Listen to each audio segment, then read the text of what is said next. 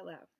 So there are a lot of things I could do to fix my calendar dilemma, and I'm not like oblivious to them all, but I'm going to tell you the dilemma, and I can tell you some of the possible solutions that I've thought of, and I'm super open to all ideas.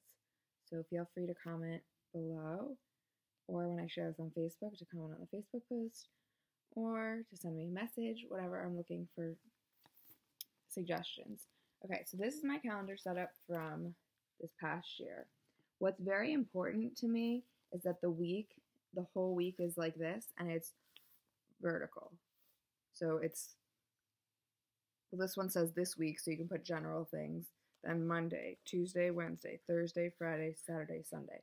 I need it on 2 pages, and I need it vertically. I don't like when it's like Monday, Tuesday, Wednesday.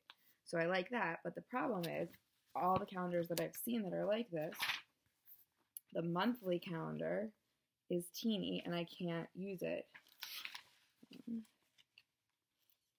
because it's on 1 page. So like, I can't use that. That's too small for me. I want the monthly calendar to be very big and on 2 pages.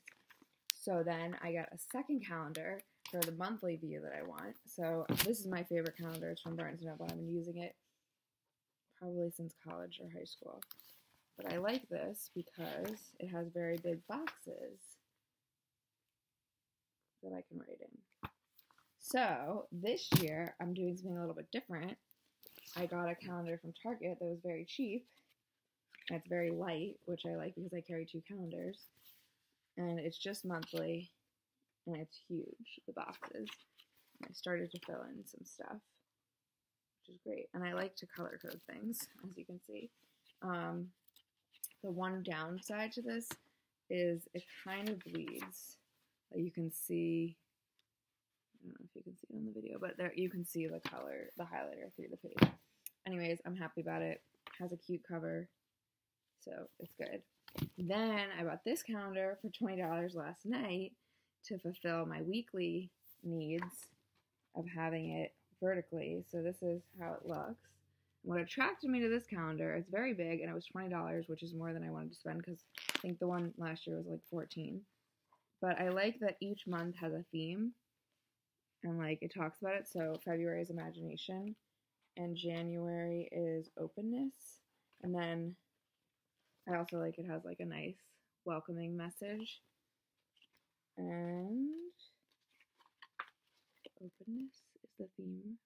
And then I hope you guys find this interesting. This is like super interesting to me, but it's a very particular personality type to find this type of stuff interesting. But the thing that's different about this one is it doesn't have lines in between, which I really like when it has lines in between. And my friend pointed out I could just draw them in if it's that important. But I'm like, I don't know. I like it a certain way, and I don't know. I don't want to do that. But I could if I decided it's annoying enough. And then it has a quote up here, and I love cheesy inspirational quotes. And then it has like a thought, like a longer quote down here, which I like. So this is what I got. It's pretty big and heavy, but it's just, and then I like at the end of each month, so this is the monthly, and this one, it's too small for me. It has this month I am grateful for reflections on the theme of the month. So in August, the theme is patience.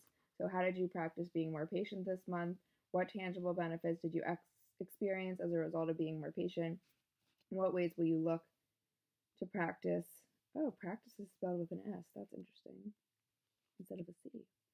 Patience more often in the future. And this book I got at Regulator in downtown Durham. And it's called Everyday Matters, which I like that sentiment. A year of inspiration for the mind, body, and spirit. I don't actually usually buy like such cheesy calendars. It's not cheesy to me. I actually really like it. And it's by Watkins Publishing, for anyone that cares. It also has, this is a big thing that I like, just extra like note paper in the back. I tend to take a lot of notes actually in the back of my calendars. So I like that. Like my calendar this year, I'll show you just so you can get an idea. There's a lot of those.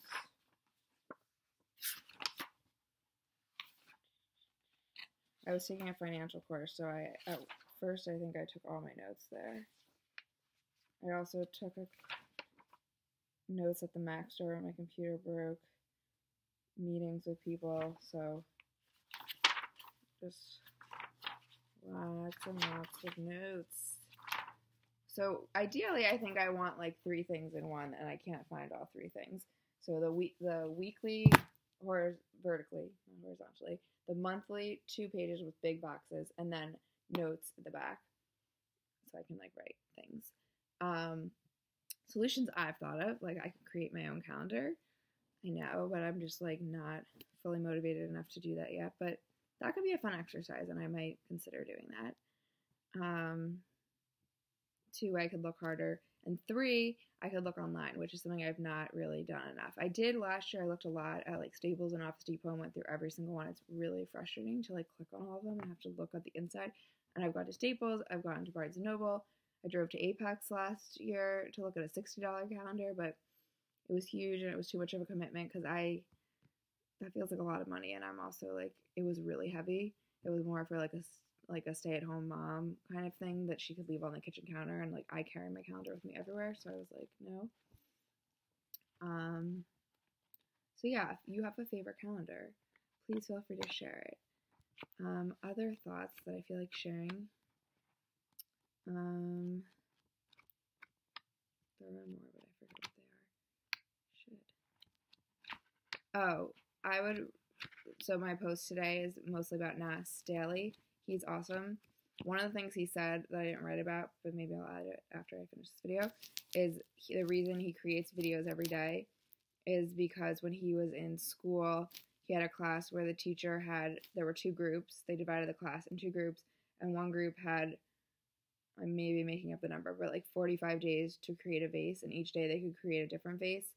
And the other group had 1 vase, and they had 45 minutes to make the vase, or something. It was something, maybe, I don't know where the number 45 is coming from. But anyways, one group got to do it multiple times, like every day. They got to do it over and over, and the other group only got to do it once. And which group do you think had the better vases? The ones that got to do it every day, because they learned new things and got to practice it and learn how to make a really good vase.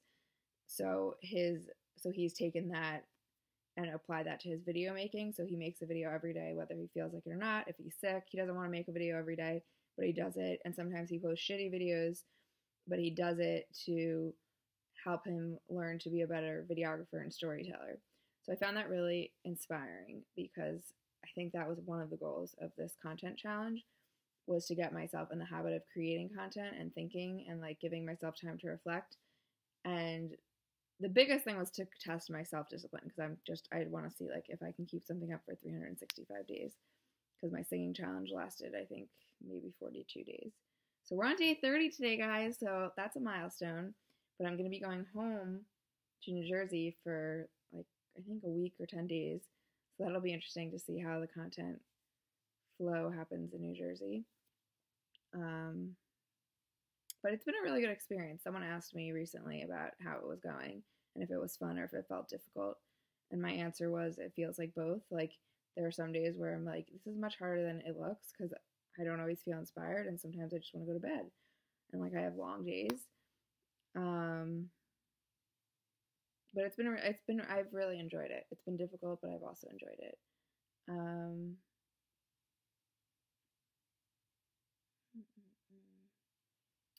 Just another thing I guess I'll share, because I tried to share about the Dan Ariely talk in my live video on Facebook yesterday, but was interrupted by my friends, so it's kind of funny.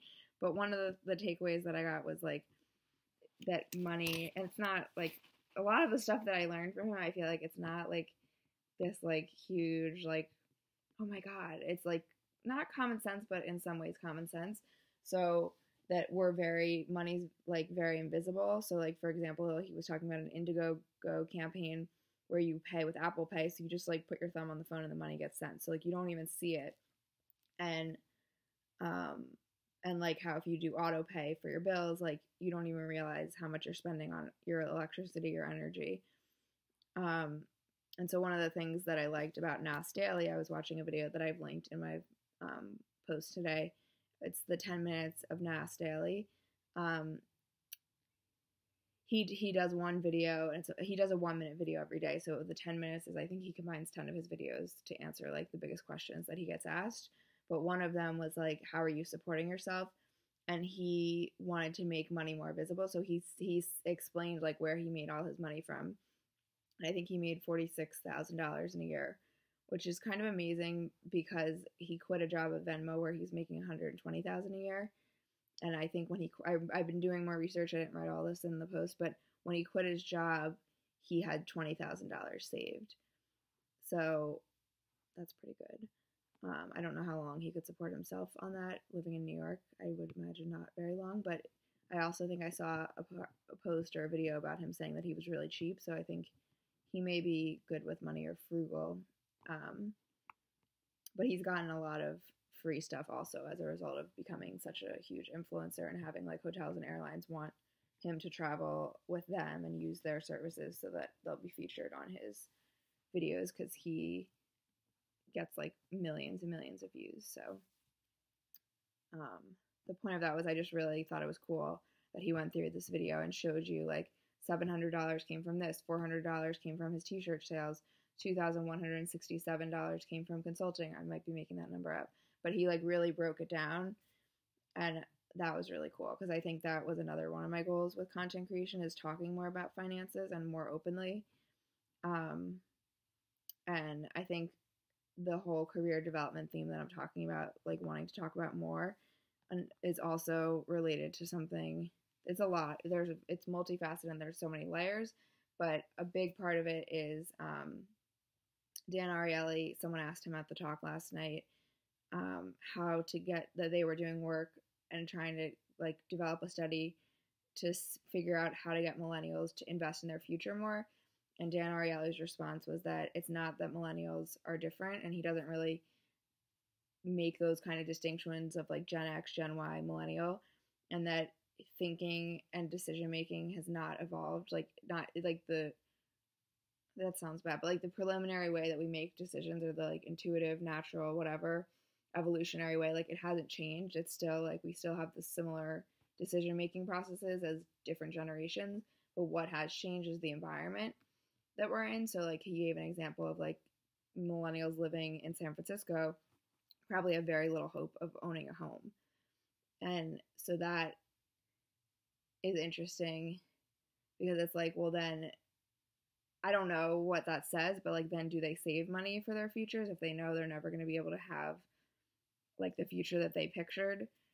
And I don't know. So that's just been an interesting thing, and I think about that a lot because like he talked about 401ks also, and how 401ks when they originally were created were not to be your primary means for retirement. It was you were supposed to have like a savings account and like other ways that you were saving, and the 401k was in addition to those things. So like you might have a pension and you might have your own savings account for retirement, and then you have a 401k on top of that. So there were multiple streams of revenue for retirement, which was interesting because right now I have no streams of revenue for my retirement, and I don't really make enough to I definitely don't make, well, I don't know. I feel like I definitely don't make enough to buy a house.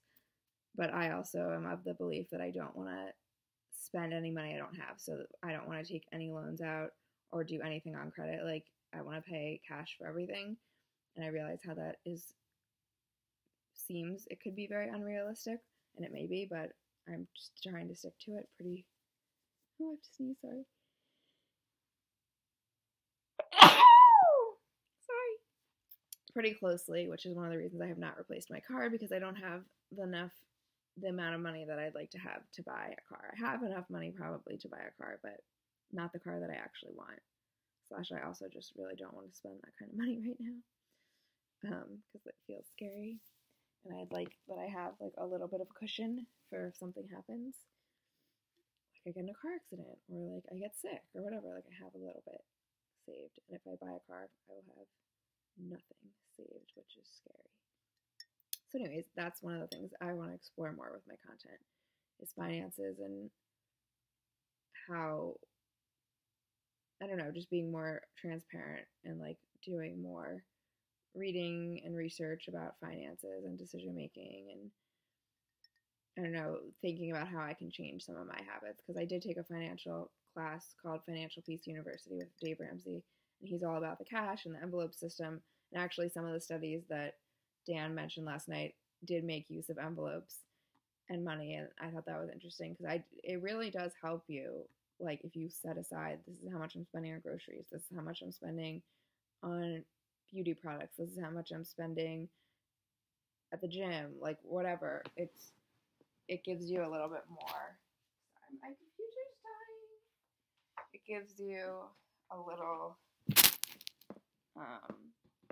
It gives you a lot more control of where your money's going and understanding of how you're spending. The last thing I'll leave you with is 2 books that I have not read that I would like to, but I think we'll touch on all of these themes. One is called Do Cool Shit. It's by Mickey Agrawal. And the other one is called Reinvention Roadmap. Both of them are about like business and career development. Oh, sorry, you just saw a nice hole in my pants. But this is real unfiltered, but these are the 2 books. So Reinvention Roadmap is by Liz Ryan. So I've talked to myself for 16 minutes. Hopefully some of you watch all 16 minutes and find it amusing or entertaining or helpful. I hope so. Maybe I should try the 1-minute thing. That would be a really big challenge for me because I have a lot to say always. All right, that is all. Good night. Thanks for tuning in.